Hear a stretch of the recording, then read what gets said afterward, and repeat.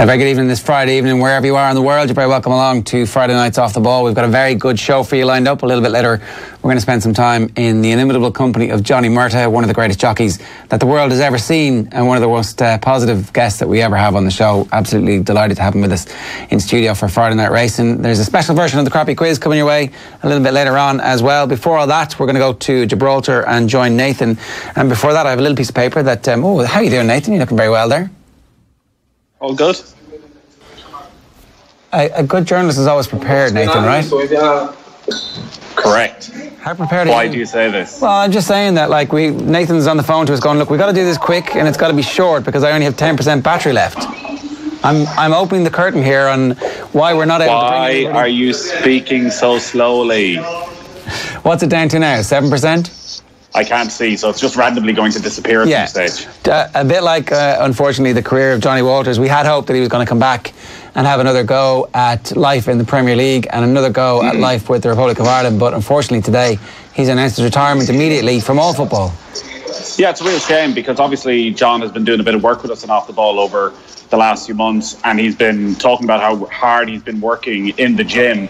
Was able to do very little leg work in the last sort of 3-4 months, but was trying to get himself back to a position where I think he could force himself back into the Irish reckoning. I would say that his best hope was probably get a move to a championship club next year, but maybe, just maybe, could force his way into a Euro 2020 squad if Ireland get there, because he's such a good character. And that's the one thing everyone talks about when they speak of Jon Walters, is his character and what a presence he was in the dressing room. So it's a huge loss in that sense. And obviously I think when you think back to Euro 2016 and how key he was there on the football pitch as well, he probably felt he still had something to offer. But to have it ended like this, just randomly on a Friday evening, the news breaking is a bit surprising, I think, for everybody. Yeah, I think that's the worst part about this, is that we didn't get to see him do it on his own terms. And I know a lot of football careers don't end that way. A lot of football careers don't end with the big show at the Aviva or a testimonial or anything like that. Most football careers end with a fairly muted press release. But there was such vibrancy and such energy and such commitment to the Jon Walters experience that not having that as part of our lives anymore is kind of sad for football fans. Yeah, he was everything I think an Irish football fan wanted, because he put his body on the line. He was a man who, when the going got tough, he dragged Ireland through in games. Particularly, I think back to a couple of the matches against Austria, the crucial draw at the Aviva, where he really should have had a winner as well that was wrongly disallowed. But that was just sheer force of will. Put himself around the place, made himself an absolute nightmare to defend against. And the real shame, probably, when you look back in his career, was that when he went to Euro 2016, he wasn't fit. And he still played the games, he still went out there, but his game was all about energy, all about being a pain in the ass for defenders. And he wasn't able to do that. He was a shadow of his normal self. So that's probably the one regret. But his role in getting there and the goals against Bosnia in particular and that night at the Aviva, I don't think he'll ever be forgotten. And remember, he didn't make his Ireland debut till he was 27. And appeared over 50 times for his country in the end. It's a remarkable story, really. Yeah, I didn't realise he was that old before he actually ended up playing for Ireland for the very first time. The point you make about the Euros and him not being fit, I really feel like we would have been a much better team if we'd had the Jonathan Walters from that qualifying campaign, where it seemed like he was actually finally understanding exactly what his role in the team was and maximising all of the talents that were available to him. And, just checking Twitter at the moment, and the tweets are flying out from an outpouring, because it's not that he was the best footballer we ever had, but he's right up there in terms of the most committed. Well, exactly, and particularly with the conversations that are going on around Irish football for the last year about players' commitment. Jon Walters laid and left everything out there when it came to playing for Ireland, and luckily he's told his story and spending his summers in Ireland and his relationship with the country and just how deep rooted his love for Ireland is. And we want that. Irish supporters love that from their players, people who are committed, people who spill blood for their country. It's why people love James McLean. It's why they love Jon Walters on the other side. And the thing is, when you see Jon Walters on television, you always think he should be about 6'3". He's such a big physical presence, but he's not. But he's such a brilliant lead, and he had such a fearlessness when it came to going up against centre halves that he always appeared as though he was a greater force than maybe he actually physically was, because he just didn't seem to care. He was probably a little bit reckless with his body. He would just throw himself into absolutely anything for the good of his team or for the good of his country. And as you say, I think you just have to look online at the tributes from supporters, from journalists, and in particular from people who've played with him at club and country to see how well liked he is, because you hear that he was a brilliant trainer, somebody who, again, didn't sit back at training, somebody who pushed other people at training. And he's definitely a loss, because I would have imagined Mick McCarthy would like to have had him in and around the squad even, if he wasn't a starter for this campaign. Yeah, no, for sure. Now, you've just come from a Mick McCarthy press conference where it's been confirmed that he's not going to do something very silly. He is actually going to play Seamus Coleman from the start. Seamus Coleman will captain the Republic of Ireland. You presume that Seamus Coleman is now our captain and will start wherever he starts for Ireland throughout the duration of this campaign. Yeah, Mick McCarthy, I think, made that pretty much clear, because initially he said, when he was asked about Seamus Coleman, will he captain tomorrow, and he said, if he plays, he's my captain. And then about 30 seconds later he said, and he's going to play. So he confirmed that. It would have been madness. I thought even when people felt Seamus Coleman was having a slight dip, to suggest that he wouldn't be in the team was just ridiculous, because you look at the level he's playing at in the Premier League compared to some of the players that people think might have replaced him. It just didn't make any sense. And his performance level over the last month has been right back up there again. What he's going to do in terms, people were trying to find various different ways of getting out of Mick, what he might be thinking, and would he be willing to play players out of position. He said, well, I can tell what you're doing with this question. I won't play players too far out of position. They will have played there in their career previously, essentially, was the answer. So, leaving open, Matt Doherty could play left back or maybe play on the right side of midfield. A couple of other bits that you might read into, it sounded as though Robbie Brady may not be in his starting team. He was asked about Robbie Brady's fitness and whether he'd have any concerns about his lack of game time. Said that, look, he has shown enough that he can definitely make a contribution, but he hasn't been starting games of late, and sort of just left that pause there to linger, which would suggest that maybe he doesn't feel that Robbie Brady is ready to play the 90 minutes tomorrow.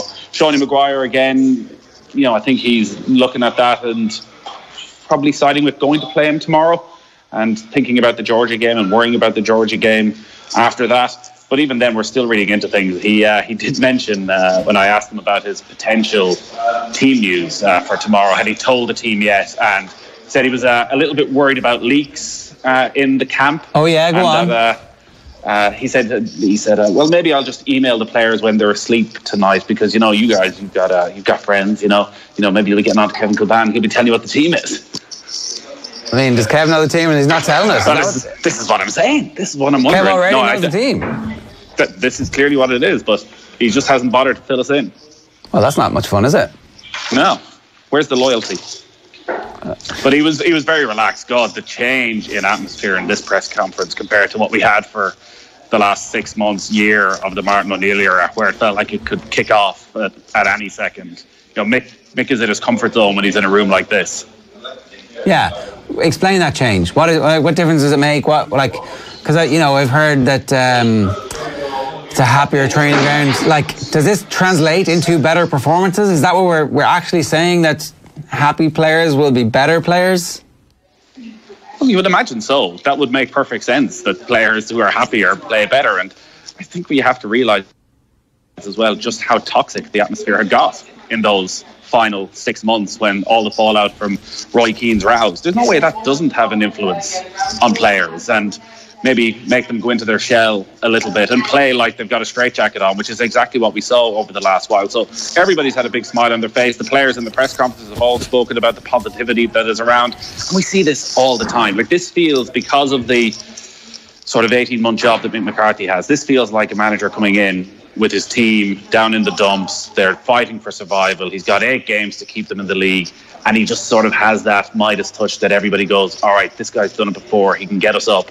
He can get the job done. Now, he has to go out tomorrow, and he's acknowledged that 6 points here is what you need. You need all this momentum very early on, and we can pull the curtain back again. We did record a piece earlier on, which we couldn't record now because the team were actually out playing, where we had the rock beautifully in the background and all that. And you would have seen then the wind that is here in Gibraltar. And if anything, they're saying that the wind is going to be even stronger tomorrow, that there's weather warnings out, and it is blowing an absolute gale The corner flags are pretty much sideways at this stage. So that's another factor. On the watering the pitch, which we noticed earlier on, they were watering the plastic pitch. Why? That's something they want done. That's something Mick McCarthy wants done. Why? To make the surface a little bit more slick. I think otherwise it just gets very dry and maybe it's a bit harder to run on, I presume. Is it harder? I don't understand the whole... Is there a science behind this more than a psychology? I'd imagine there's plenty of science behind this. People spend... Talk to Kieran Donaghy about it next time he's in. Yeah, okay, I will.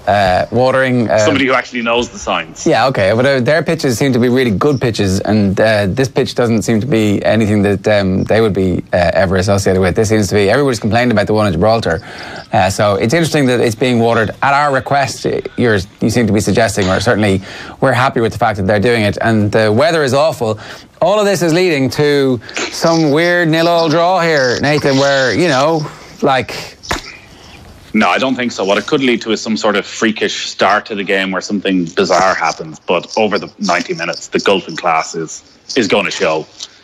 And Ireland will win this game comfortably. You're very confident.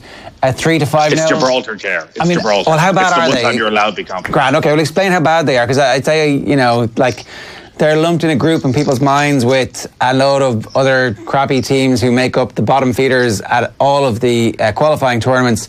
Are they any different from the Faroe Islands or from Liechtenstein or, Cyprus back in the day? Cyprus won 5-0 last night, by the way. I wonder, have they scored 5 goals in an international since? Yeah, well, they did win a couple of games in the Nations League. Obviously, the Nations League was a big boost to countries like Gibraltar because they got to play teams at their level, and they got a victory over Armenia during that run.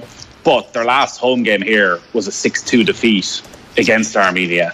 Now, they did score the first goal in that game, so they are improving, and that will give them a little bit more confidence. Danny Higginbottom was interesting when he was on the show during the week, who obviously played a few games for Gibraltar, of the naivety at times of the Gibraltar players, of not, when you go a goal down, of just thinking, all right, let's just keep it at this and maybe we can nick one at some stage. They go gung-ho, try and force their way back into the game. I think maybe there's a realisation and an understanding now of how international football works, that they're not going to let that happen. But they did still get absolutely hammered by Belgium twice in the last game. Now, we're not at the calibre of Belgium. So they have it in them to concede a lot of goals. They're improving, but they're not improving fast enough that they should be able to really get near Ireland tomorrow. Okay, so the good news is that they do try and come out and play a bit of football, or at least score, which is going to leave them open at the back. So we will. So 5-1, is that what you're saying? I'm trying to drag a prediction out of here from here. What's going on? 4-0. Okay, 4-0. Everybody's going to be happy with that. 4-0 was the score of the last time Ireland played Gibraltar, which was in Portugal. Robbie got 2 over the course of the 2 games. Ireland scored, was it 11 goals, and Robbie scored 5 of them? Yeah, we've got no Robbie this time, so who knows what's going to happen. Are you of a mind that Seanie Maguire needs to start this game, or are you of the let's protect the guy who hasn't actually scored for Ireland yet for the big game against Georgia in 3 nights' time? No, I'm of the mind of you start him tomorrow and you hope that he takes his chance and he gets his international goals, and suddenly he's heading into the game against Georgia buzzing. Like, screw Preston. Screw what state he goes back to Preston in. We want him in top form, feeling that he can do it and knowing that he can do it.